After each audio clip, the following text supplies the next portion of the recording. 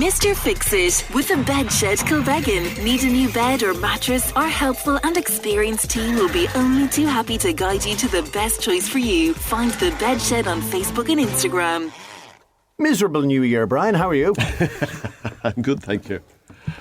Yeah, you get uglier every year. Do you know that? It's an achievement. It is. Yeah, it really is. The new and disimproved Whereas version. you on the other side, on the other hand, more handsome and lean and... Yes. Yeah, you look very lean. Well done. Well, that's the result of stress. Hard work. Stress.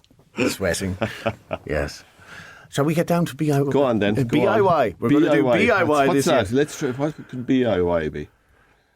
Break it yourself. Yeah, there you go. That's usually what I do. So, first query is from Alice. Alice? Who the heck is Alice? She says, I dropped a glass moisture cream bottle in my shower, and it has knocked a hole in it that goes right through and lets out the water down to the kitchen ceiling. Ooh. I'm after taking a shower and clearly added damage to the tray.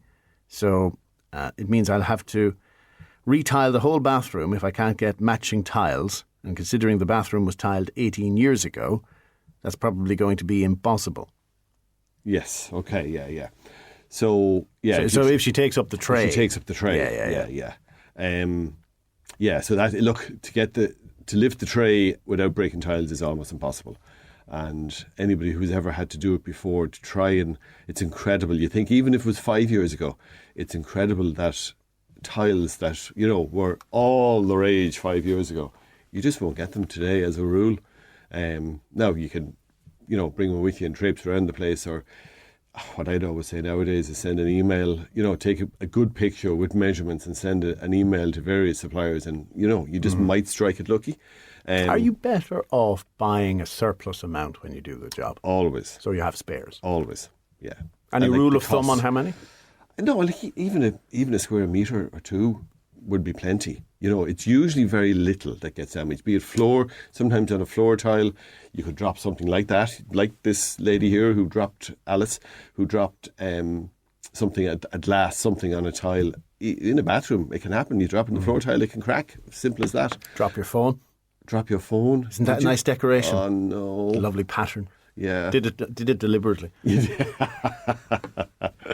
Yeah. It makes it less stealable or less valuable to steal, I suppose, maybe. Yeah. So in this particular case, if it's a white shower tray, which 95% of shower trays will be white, if you get some white 2-pack filler, so you'll sometimes get in the motor factories, and it's called marine filler. Don't know why 2-pack filler. So your normal car body filler will be grey in colour. If you get marine filler, it will be white. And also, it's the same thing. If you get a 2-pack wood filler, it's exactly the same as the car body filler, except it comes in, dark brown, light brown. White is one of them. Now, look, I will say, the shade of white won't be exactly the same, because it's the same as you try and touch up your car with a tin of spray paint that you'd buy in the motor factories. It'll never be exactly the same There's shade. a question of how much OCD do you have? Correct. And look, how many people get into your shower? I was nearly going to say at any one time. Yeah, sorry. How many people see your shower? I'm not going to ask you that because I'm afraid of the answer. You probably... It's only close members of your family see the shower, and most people won't even notice it. And if you felt very strongly on it, you could fill it and then get these non-slip, self-adhesive little stickers that make your shower non-slip, and you could stick them on strategically and disguise it. But it will be white, and it will be, fairly unnoticeable, but it will fill it, and it will be waterproof. So 2-pack filler in white. Doesn't matter whether it says wood filler, car body filler, boat filler. Once it's a 2-pack filler, it will give you a very good seal on it. And what I would always suggest is, after you've applied it, before you fill the hole, tape around it with insulation tape, something that will remove cleanly, and then sand it with fine sandpaper and then super fine sandpaper. You're going to finish off with like 1200 grade or 2000 grade sandpaper to get a really smooth finish. And really then, apart from the slight difference in colour, it'll be almost indistinguishable. Liam in Portlaoise asks, what is the mould removal spray for walls and ceilings that Brian often talks about? There's various different ones. Just make sure you don't get a chlorine one. So there are chlorine-based ones that are very good in the shower, in the bathroom, but not on ceilings, not on painted surfaces, only on PVC, on tiles. It's all the shower door. It's all fine there, but there's 2 or 3 different ones. The Douglas one do a spray-on one. Santrax do a one that you mix.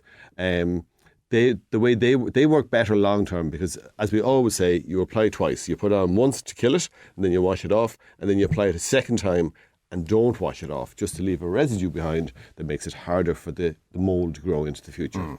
What was that old expression in woodwork class? Measure twice and cut once. Yes. Was it preparation prevents poor performance? There's another P in there. Okay. But before poor. I'm looking at a P. Anyway, moving swiftly on. I was in the coffee shop the other day and I overheard a conversation about the amount of germs, dead skin and so on in your average mattress. Well, if you heard it in the coffee shop, it must be true. But it was disgusting and I feel completely uneasy going to bed at night. Are there any simple ways of cleaning a mattress? Yeah, look, I mean, everything you Google it there, you that's good on it. Just Google how much skin we shed every day. So, it is everywhere. It's in our clothes. Anyway, maybe not put them off anymore. So what I'd say I'm going to have fun with this. I'm asking the AI. Maybe just what I'd say to you is give a good hoovering of the mattress. And if time is on your hands, put on some bread soda and leave it for a few hours. So get up in the morning, give it a good hoovering, then put on bread soda, rub it in with like a nail brush or even your hands. It's fine, like it's a harmless chemical really. Leave it for the longest you can and then hoover that out. Now, having said that, what I would be saying always, I think every mattress should have a mattress protector over it, because then you're not lying directly on the mattress, you're lying on the mattress protector, which of course you can take off and wash along with your sheets, and it makes a huge difference. It helps the mattress stay clean, because if there's every mattress can get stained, whether it's from a cut from false tan, whatever it is, they can all get stained. And now instead of the mattress getting stained, it's purely the mattress protector, which of course you can put in the washing machine. So I'd always try and get if you can, a hyperallergenic. What is it? Yeah, sounds good to me. Yeah, mattress protector. That'll stop anything from coming up and stop anything from going down. But the bread soda, bread soda, hoover again, will go a long way. Go on. How much skin do we shed? Well, I asked how many germs. All right. So, newer mattresses contain around 3 million colony-forming units of bacteria. Those 7 years... Now I'm getting the heebie-jeebies. 7 years or older mattresses can exceed 16 million colony-forming units of bacteria. Which, of course, let's be clear, we do need bacteria in our lives. And if you put yourself in a completely, not that you can, but if you put yourself in a very sterile environment, then when you go out into the real world, you'll get sick because you haven't built up the immunity. So let's not go over the top. We live with bacteria and germs, and we're fine. I'm not done yet. Oh, okay, sorry. I'm just trying to mitigate the damage you're doing to people's psyche at the moment. Used mattresses host between 100,000 and 10 million dust mites. Whoa. Which feed on shed skin cells. There are up to 2 million shed skin cells in any mattress. Other microbes. Stop! Okay, what's the next question? Go on to the next question. Fungi. One's a dolphin and the other's... Yeah, one's a dolphin and or the was. other. Rest in peace, poor fungi. Oh no, he's still there. He's still there, allegedly. He sank. Yeah, he sank, yeah. Making love to the Titanic. Mr. Fix-It with a bed shed Kilbeggan. Quality, choice and value you can't beat. With over 80 beds, headboards and mattresses to suit all budgets. Find the bed shed on Facebook and Instagram. Brian Cloonan is with us from Cloonan's Hardware in Tullamore until 11, and after which the vandalism of electric bikes in in Portlaoise, a town that has subsidised this service to the tune of €35,000 per year. Wow. It's a lot of money down the drain. Wow, that's terrible. But I don't know, how do you get your jollies doing that? It's like the lads earlier hopping on the bus in Mullingar, going out to Castle Pollard to batter the heads off each other. I mean, we never did that between Kildare and Newbridge. We walked. Well, my wife found evidence of mice. All right. I was wondering where that was going. Yeah, I was wondering where that was going too. My wife found evidence of mice in our car yesterday, probably because of all the debris left behind by our 3 small children. Yeah. The end result is that I'm driving the car, she's driving my van. All right, okay. I'm sure both of you are delighted with that. Well, maybe he's delighted with that. Well, it's more comfortable, probably. Yeah. Although some vans are very nice. Yeah. But I digress. What's the best way to deal with the mouse? Oh, just, look, traps, really. You don't want to use poison in the car because, dead mouse will smell terribly for a week or two. And particularly in this weather, when you're turning the heat on in the car, the more heat you have, the more it smells. Now, the more heat you have, the quicker it also decomposes, but it just is a terrible smell. So traps, strong smelling, so I would get the little plastic traps. There's various different ones. Some of them are really good. Just ask the advice when you go in. I would use peanut butter because it's a very strong smell in the car itself for the mice. They are nocturnal creatures, so I'd just litter the place with traps. I'd put 1 or 2 in the engine, because the mice have caused terrible problem in engines by chewing through cables. I'd put it obviously in the car itself where the kids were sitting. That's and then 1 or 2 in the boot as well. I think a night or 2 of that should sort it out quite quickly. What you could do if you want is plug in, if you have, if you can park near your house. Now, I'd catch them first, but just to be sure that they're kind of gone, you could plug in a pest repeller, run an extension lead out to your car, and just plug in a pest repeller at night. Good idea. Just to keep, if they're coming from elsewhere and are likely to getting into the car from elsewhere, it'll just be a very good way of keeping them out. So that emits a sound you and I can't hear, or at least most people can't hear. Yeah. Some swear they can pick it up. Yeah. No, and they definitely can. I mean, we and particularly the dog repellers used to be a thing, and people used to claim they could hear it, but younger people could definitely hear it because you could walk up behind them and stand 10 feet away and press the button and they'd nearly drop to the ground. I'd certainly put their hands to their ears going, oh my God, So some people can hear something. There's no doubt about it. But obviously, look, there's no one in the car at night. Just run a light. They use almost nothing in terms of electricity. So the lightest extension lead, you'll be able to close the door on it. Always put the extension lead. So this applies to, in the same way as people would be feeding out a very fine cable through their window for Christmas lights. You're feeding this in through the door of the car. Now you can put it in through the window if it's going to be a dry night and don't close the window fully. But if you're putting it in through the car, you'll be able to close the car. Always put it the opposite side, directly across from the hinges. So if you look at a door, a window, whatever it is, the least pressure on that cable will be across from the hinges. The hinge side will be the tightest. And you'll be able to put something in and leave it all night without a problem. You should be ashamed. Why? This listener's 1 day off and they're in bed. And your conversation that you started. I didn't start that conversation. Forced them to jump up and hoover the mattress. That was somebody who heard something in a coffee shop. It wasn't Alice, whoever it was. That was not my fault. Whoever was having the conversation in the coffee shop loud enough for that listener to hear and phone in about, it's their fault. Yeah, it was you. And then you Googled it. They overheard you in Chocolate Brown. Well, can I just say, you seem to take great pleasure in calling out those facts, so it's your fault. It's called research. Will, I cut my finger and got blood on the headboard. How do I get it off? You cut your finger. There you go. Blood on the headboard. So depending on the material, hydrogen peroxide, which you get at the chemist, is really good for taking out blood. Now, you just need to see it's going to have any effect on the material in the headboard. It usually doesn't. Should we be investigating you, by the way? How do you know that? Yeah.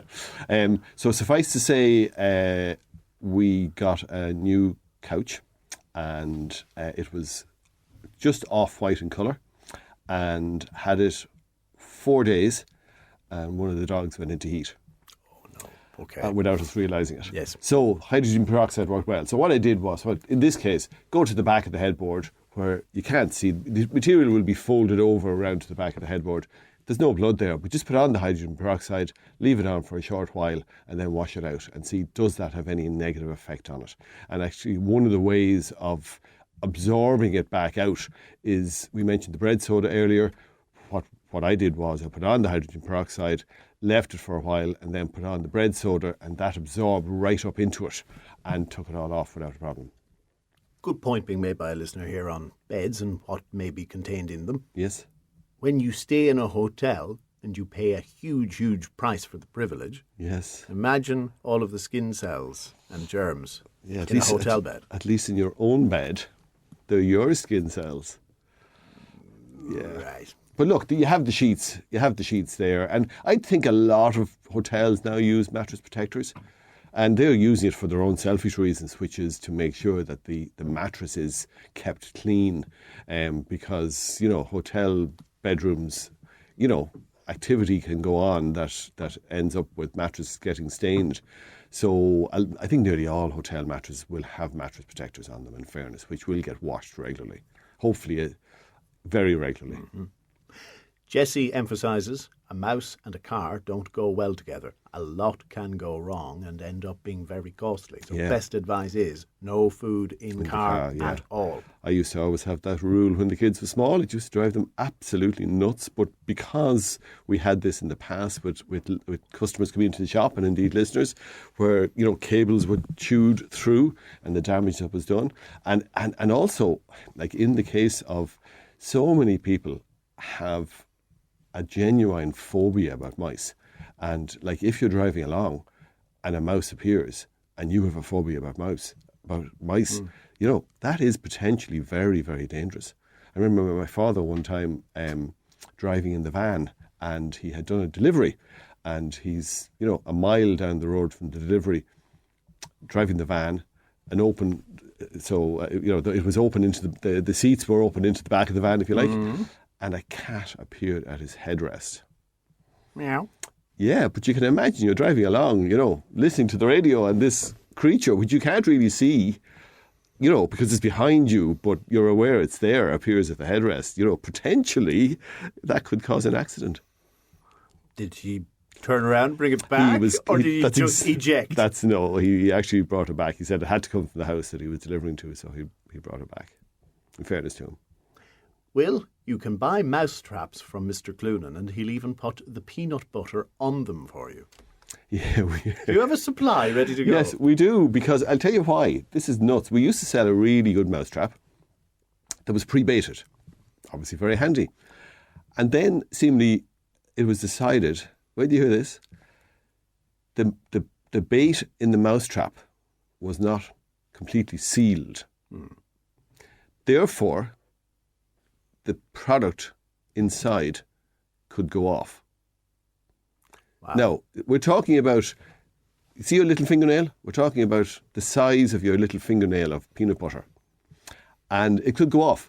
So to me, the implication was that the poor mouse might get food poisoning in the 30 seconds, in the 10 seconds before he dies.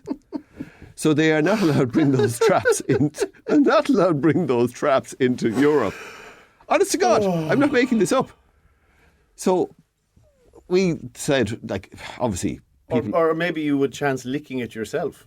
Yeah. Maybe somebody's going to open up the trap and taste the peanut butter to see if it's Therefore, fresh it must enough. be fresh. Yeah. But it's such a tiny amount. So that sort of logic infuriates me. And it was so handy for the customers when it was pre-baited. So now when we sell mousetraps, we have a jar of peanut butter. Chunky peanut butter seems to work. They seem to prefer that. And we just bait the trap. Yeah, it's gas. Joe wants to give you the seal of approval on a number of things. He says marine filler is used for boats and is therefore very strong. Yacht varnish is the same, very strong. And also alcohol wipes generally clean blood stains too. Oh, very good. Yeah, great. Baby wipes can clean anything. Yeah, well, alcohol would be different, and he's saying the alcohol wipes that you'd use, to clean a wound. Oh yes, sorry. As opposed to baby wipes. So just read it, listen, take it in, and then I haven't digest found it. anything that a baby wipe can't do yet. Have you? It's incredible what they can do. Yeah. And yet they are so gentle and delicate on a baby's bum. Yeah. It's 11:15. Now, still to talk about today, €28 billion in fines. That's what Ireland potentially faces unless there's a steep cut in our greenhouse gas emissions between now and 2030. However, just beyond 2030, we're about to commission lots of wind farms. So can we do it sooner? Mr. Fix-It with the Bedshed Kilbeggan. Need a new bed or mattress? Our helpful and experienced team will be only too happy to guide you to the best choice for you. Find the Bedshed on Facebook and Instagram. Brian Cloonan is with us until 11 o'clock this morning.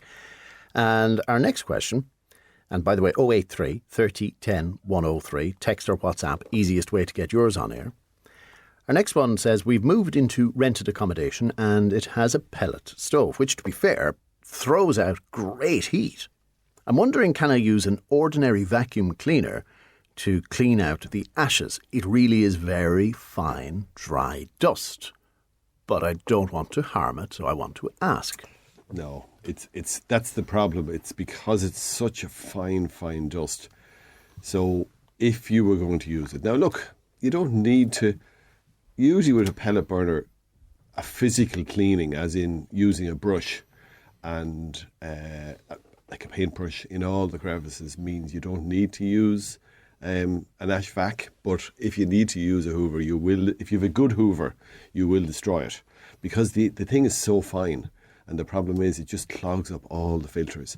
So if you were going to use it, you'd want to be cleaning the filters after every use. Because otherwise you will end up destroying it. So if you have a good hoover, I wouldn't do it. I'd buy... And look, some of the ash vacs are cheap and cheerful, and they're fine for a pellet burner because you're not using it every single day.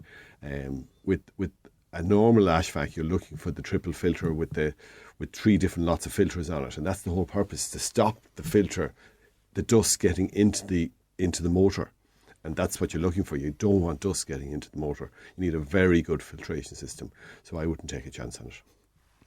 A listener says, I'm driving along listening to Brian talking about the cat in the van, and I now keep looking in my mirror just to be sure. Caller says, I needed to change the spare tyre last week, and the tyre well where it is stored was full of water, which explains all the condensation in the car every morning, and also some of the mould under the seats. It turns out the channel takes the water away, but I found a blockage. So what's the best way to dry out the fabric and get rid of the mould? I assume the blockage has now been removed. Yeah, okay.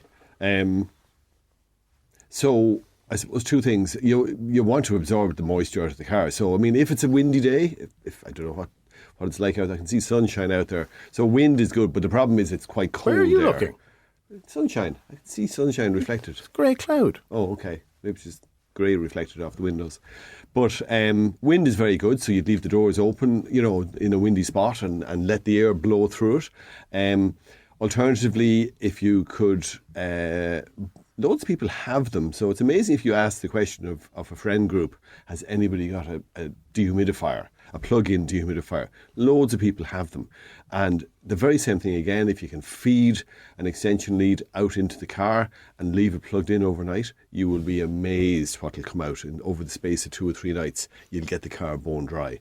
Alternatively, you can get chemical moisture absorbers. So you can get types that have. I saw one in a car recently, and the person I was walking beside said, so they hang in the car, that they're a bag, and they hang in the car of a little hook, and so they're like a, I don't know, 10-inch by 6-inch bag that hangs down. So you hang it on the what did somebody call it the other day? Yeah, you know the handle that you hold on to? They called it the Sweet Jesus handle.